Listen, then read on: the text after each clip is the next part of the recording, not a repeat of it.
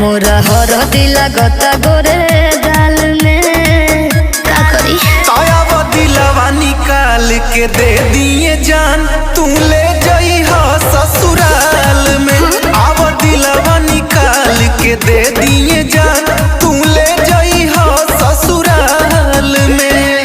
ले जाई हो ससुराल में।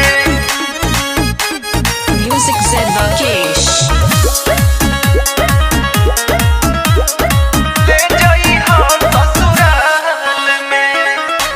मेहंदी के रंग तनिको फीका